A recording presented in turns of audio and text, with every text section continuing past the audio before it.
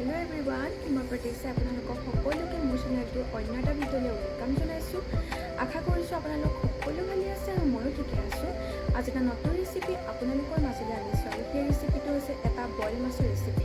আৰু সেই ৰেচিপিটোত কি বস্তু লাগিব এই সকলোবিলাক আপোনালোকক দেখাবলৈ চেষ্টা কৰিম।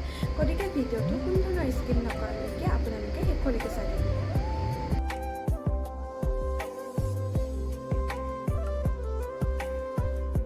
তেলৰ ৰেচিপিকে বনাই থাকিম। আজি ভাবিলোঁ বইল এটা ৰেচিপি বনাওঁ আৰু যিহেতু আমাৰ শৰীৰটোৰ বাবে তেল ইমান উপযোগী নহয়, ইয়াৰ বাবে মই তেনেকৈ পাচলিবিলাক কাটি লৈছোঁ। এইফালে মই পিঁয়াজ সৰু সৰুকৈ কাটি লৈছোঁ, এইফালে মই বিলাহীও তেনেকৈ কাটি লৈছোঁ আৰু এইফালে কেপচিকাম, ব্ৰকলি আৰু ইফালে গাজৰ সৰু সৰুকৈ তেনেকৈ অলপমান কাটি লৈছোঁ আৰু ইফালে আলু আৰু ইফালে অলপমান তেনেকৈ আদা আৰু ইয়াত নহৰু আছে, সেইখিনি অকণমান পুৰি ল'লোঁ আৰু জলকীয়া এটাহে দিছোঁ কাৰণ মই জ্বলা খুব কম খাওঁ, গম পায়ে চাগে।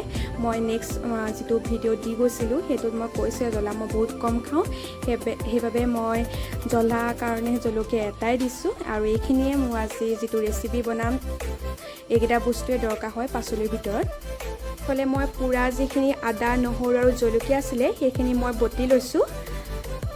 ইয়াত মই 4 কাপমান তেনেকৈ পানী জোখেৰে দি দিছোঁ। অলপমান গৰম হ'বলৈ তেনেকৈ ৰাখি দিম।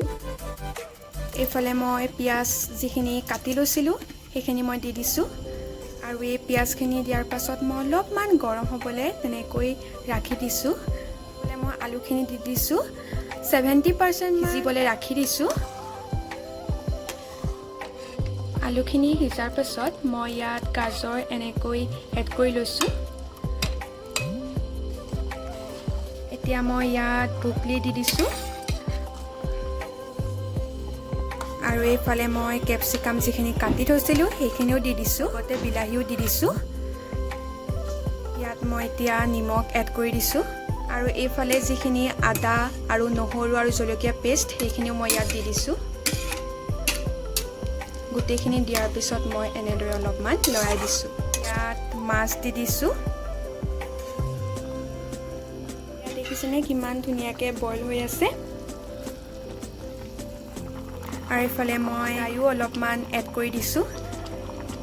এইফালে মই গোন্ধটোৰ কাৰণে সামান্য পৰিমাণে অলপমান জালুক দি দিছোঁ। দেখিছেনে মোৰ যিখিনি জোল সেইখিনি ডাঠ হৈ আহিছে। ইয়াত মই আকৌ ধনিয়া আৰু অলপমান পিঁয়াজ পাত দি দিছোঁ।